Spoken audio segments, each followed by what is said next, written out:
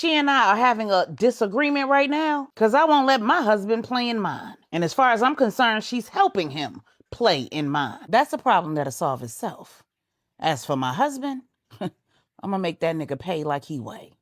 This is Bedtime Stories, Grownup Edition, Resurrection, bonus episode 4, part 1. Child, when we left off, the drama was drama-ing. Michael had made it clear that he is, in fact, him. H-I-M and H-E-M.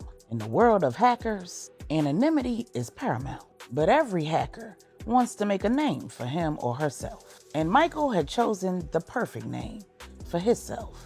He had shown that while his preference was to change the world with his technical skills, he was capable of laying a nigga down.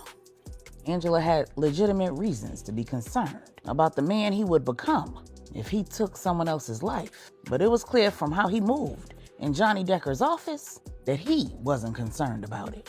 He was absolutely the Five Families' secret weapon against the international trafficking organization. And he'd shown that the lesson his father had taught him about anteaters was being put to good use. Because in Johnny Decker's office, he made a phone call immediately after telling that man that they were about to take a little trip. And on the other end of that phone was Johnny Decker's lieutenant, the one that he'd made responsible for the operation in Puerto Rico. As far as Johnny knew, his lieutenant was heading to Puerto Rico to have a sit-down with Big Nate, the Lopez general, who Johnny Briggs had accidentally kidnapped during the operation against Stephanie, her husband and daughter. Initially, he'd okayed the meeting because he'd been informed that Danny Briggs had his partner Donald Green's daughter Amber, and he was willing to release her in exchange for this meeting. The only reason why he'd been dumb enough to agree was because he was trying to avoid admitting to his partner that his daughter had been kidnapped in retaliation for the actions he'd taken. He could have never predicted that after his lieutenant had gotten on that plane, he'd come into the office the following morning to find that all of his systems had been raided. And he certainly couldn't have predicted that a 15-year-old boy would sit across from him and force him to weave a tale that was absolutely unbelievable and make it believable. The young bull had said that he had him by the balls and told him to cough. And as embarrassing as that experience was, he had to admit that the boy actually did have him by the balls. He had his money, his files, and his lieutenant's wife, one of the baddest Dominican women he'd ever seen in his life. Throughout his career, he'd seen and had quite a few, and he'd managed not to get caught slipping. Unlike his partners, he hadn't had any entanglements.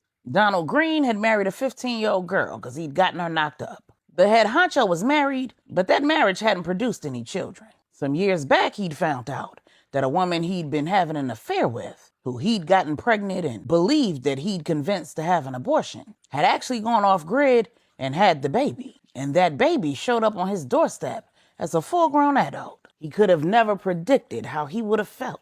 But from their discussions, he knew that that man had been severely conflicted. On one hand, he'd been happy to know that his legacy would live on. On the other hand, he'd been concerned that if he didn't get her to leave, his wife would find out about his past indiscretion. She wasn't completely in the dark. She knew who she'd married, but she also knew more than she should about his dirty dealings. And with a prenup in hand, she could potentially take everything that he was worth. And while he only had two hands, there was a third hand. He could not risk the news getting out that he had a daughter, because in his line of business, family ties were dangerous. It was enough to keep his wife safe. Since then, his wife had died, and to keep his daughter safe, he'd never made contact with her again. But he'd kept up with her life, her family, and her connections. And that was even more reason for him to stay away from her. But until that point, Johnny Decker had managed to remain a completely free agent, right up until he got his lieutenant's wife knocked up. They'd taken a secret in utero blood test and learned that not only was he the father, but he was going to have a son.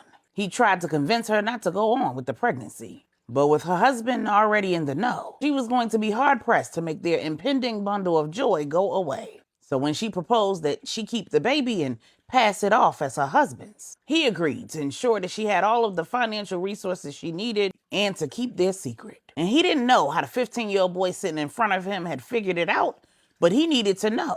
Because if he'd figured it out, his lieutenant could figure it out. And not only did he have a vested interest in ensuring that that didn't happen, but he also had a vested interest in her safety. because he'd agreed to let her pass his son off as her husband's, only because he knew that was the best way to keep his son safe. He'd reclaim him when the time was right and pass both of his businesses down the family line.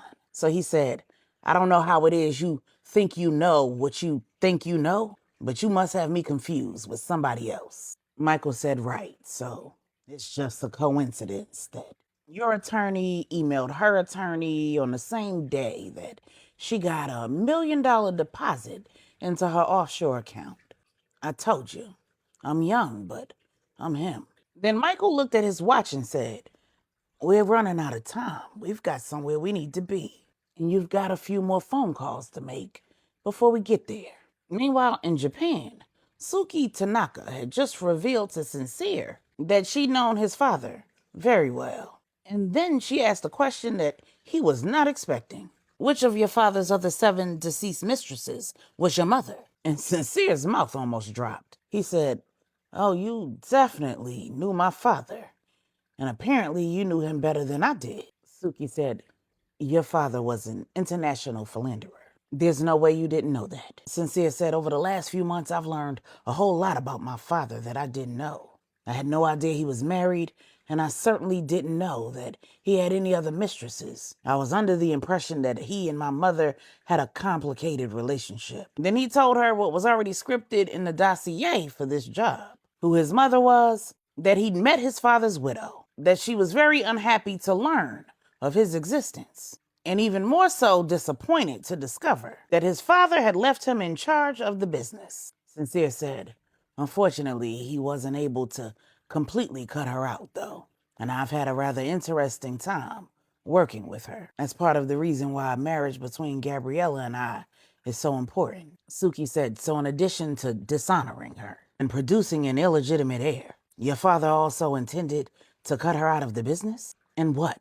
Leave her with nothing? As I understand, his other mistresses were taken care of. Sincere said he wasn't that heartless. He made provision for Catherine, created a lane for her to take care of herself. The issue is that she's greedy. She wants it all to herself. And then Suki understood why the contract that Sincere was there to negotiate was so important to the St. James organization and the Ortiz organization. But to verify, she asked, so the alliances that you build, independent of what you've inherited, belong to you individually?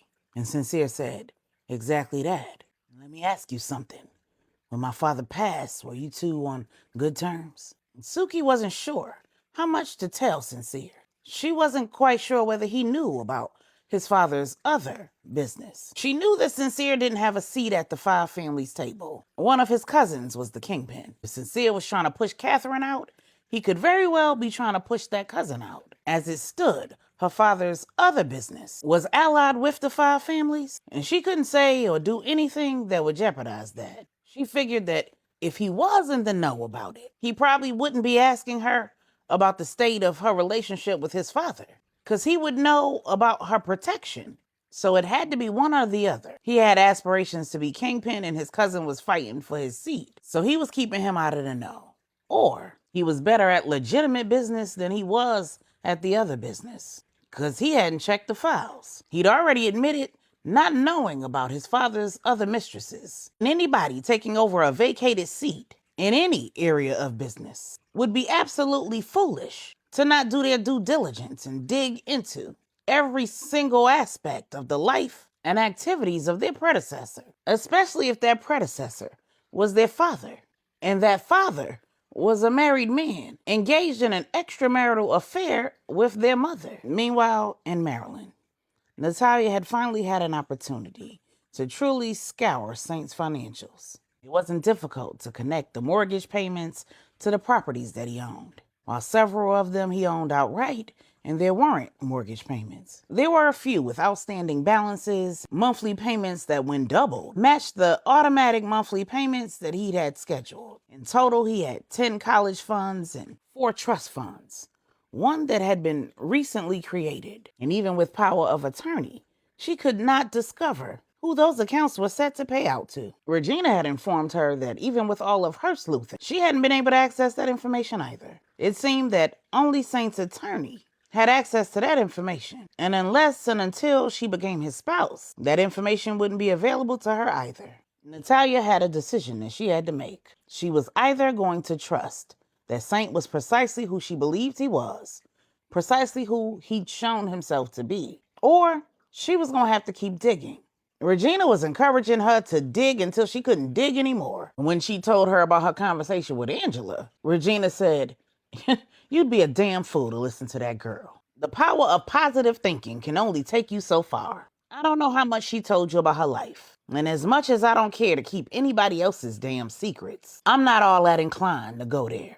But what I will tell you is she is the poster child for letting people play in her damn face, turning a blind eye to niggas' dirty deeds, and just letting the chips fall where they may. She and I are having a disagreement right now because I won't let my husband play in mine. And as far as I'm concerned, she's helping him play in mine. But I got something for both of them. And before you ask, no, that has nothing to do with what I'm advising you. I'm alive because my mother was stupid enough to get herself caught up in an entanglement with a man who wasn't only too old for her, but somebody else's damn husband. And then she was too stupid to get rid of the damn baby. Natalia said, "Wait a minute, were you that baby?" Regina said, "Yeah, but that's besides the point.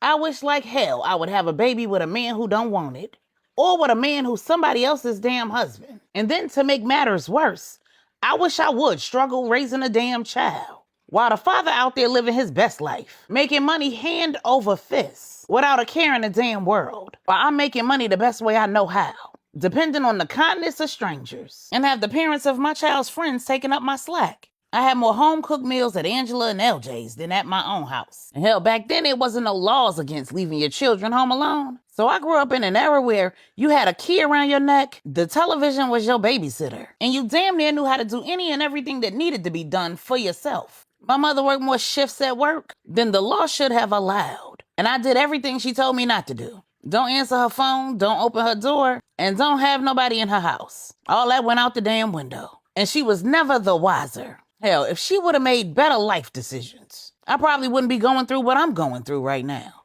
But that's neither here nor there.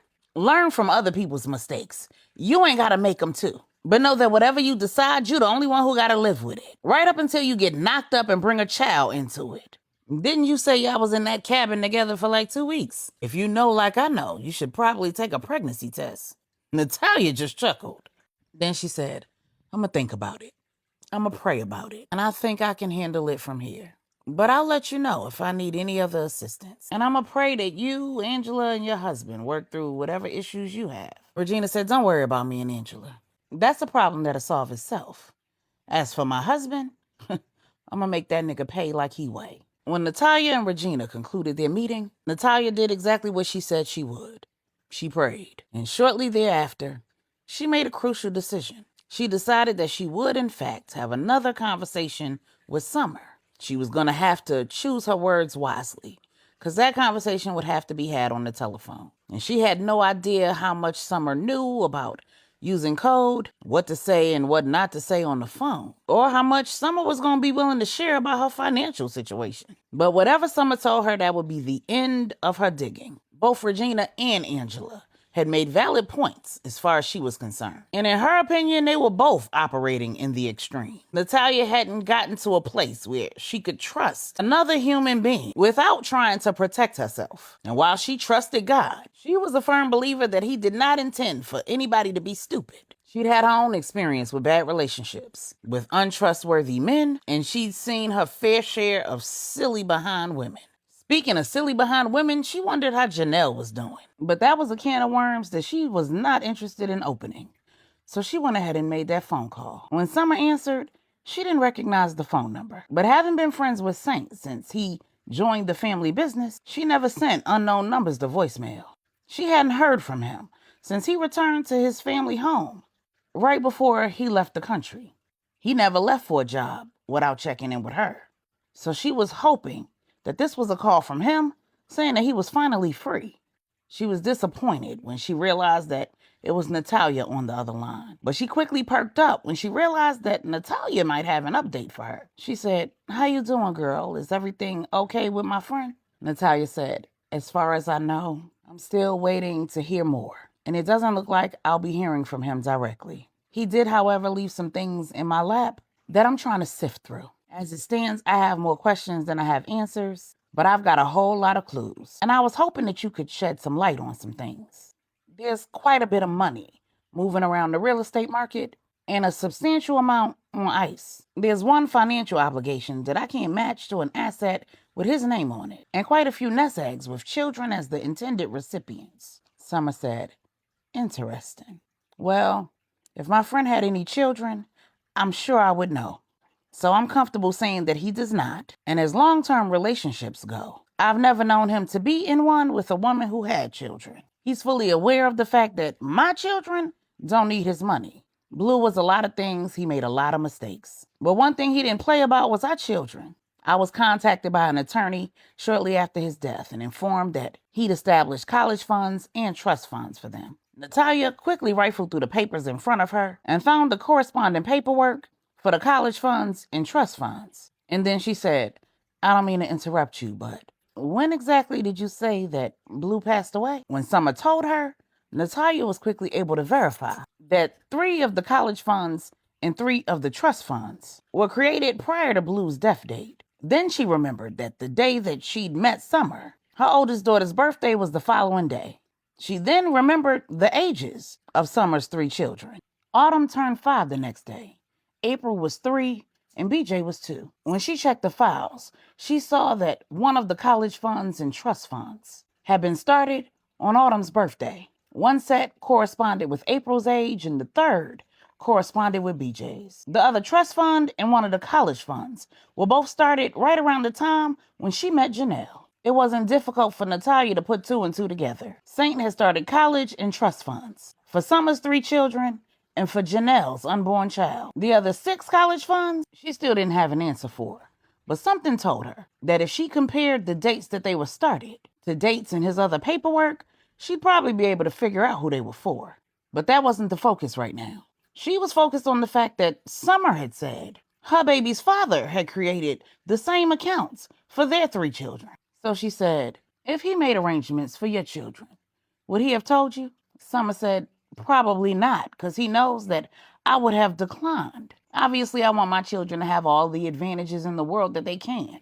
But I also want them to learn to work for what they desire. The amount that was in each of their funds when Blue passed away, if invested well and allowed to sit, based on the stipulations that he already set forth, will be more than enough for them to have a great head start. And I know that our counterparts in the white community have absolutely no problem with nepotism, passing businesses on to their children, creating generational wealth, and passing it down. And I can clearly see the advantages to that.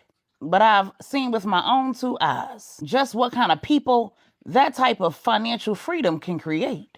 I go to work every day for people who operate as if they have no humanity. Their only concern is money, what they can buy with it, and who they can control with it.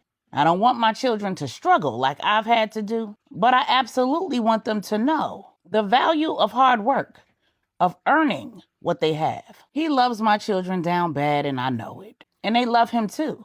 But I've never wanted that love to be about what he could provide for them. If I let him, he'd spoil these kids rotten. So no, it's highly unlikely that if any of those accounts were created for my children's benefit, that he would tell me, because he knows full well that I would put up a fuss. Natalia concluded that if her suspicions were correct, those accounts were for Summer's children, and Saint didn't want her to know. So she decided to drop it. She said, thank you, girl. Summer said, no problem. And if you have questions about anything else in his financials, feel free to ask. But I can tell you right now, the only thing that I own that he cut a check for was my vehicle. And the only reason why I accepted that is because I was hard-pressed to get all 3 of my children and Nana in my old Toyota Corolla. The engine went out on that thing, and I didn't have the money to repair it or replace it. He pulled up in my driveway in some ridiculous vehicle, and I had him take it back. A few hours later, girl, he came back, picked me up, and took me to the Nissan dealership. I picked out a used Rogue that had payments I could afford, signed all the paperwork, and headed home. Within hours, a brand new one pulled up with all the bells and whistles, and he refused to take it back. I ain't have time to keep fighting with him because I had to be to work the next day. Natalia just laughed. And Summer said, girl, I'm serious. That man gets on my whole nerves. Natalia said, so he isn't supporting you financially, but it isn't due to lack of trying. Summer said, girl, no. If I let him, he'd pay every bill in my house. But I absolutely will not. I get why some women would, but I wouldn't want to take advantage of my friend like that. Even if he's offering, even though I know he does not have an ulterior motive. That would say much more about who I am than it ever would about who he is. And it's not even just about that. I've been single for a little minute, and at some point, I'ma move on. Blue's death threw off my whole equilibrium. But one day I'ma find me a man, and the last thing he gonna wanna do is compete with my generous best friend. As much as I appreciate his generosity and understand where it comes from, I'm still not comfortable accepting anything from a man that isn't mine. The type of men that I'm into don't have that kind of disposable income. So if I accepted his generosity, then where would I be when I find me a man who can't keep me in the luxury that I've become accustomed? I'd be making unfair comparisons, and no man wants to be compared.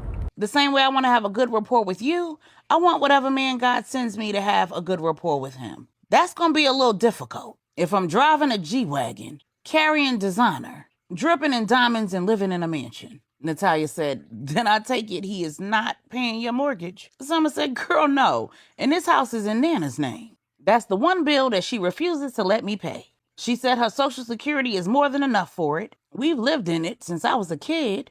And according to her, she'll be done paying it off in a few years. Because when she got it, it was worth a whole lot less than it is now. She never remortgaged it, and she got a fixed interest rate. I don't argue with her about the payments, and I don't check behind her. Now, whether he's helping Nana or not, I wouldn't bet against it. He has always and will always look out for her.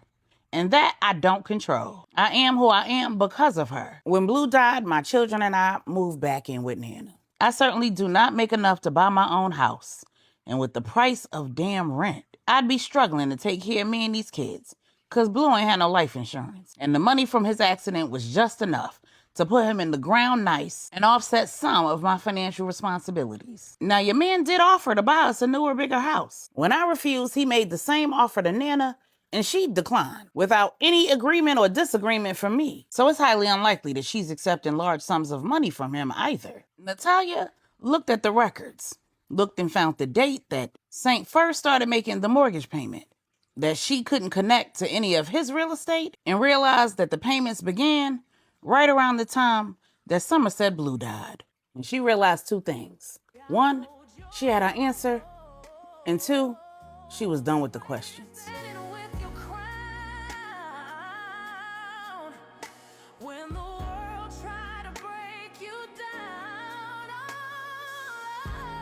Let your burdens release. Come on home to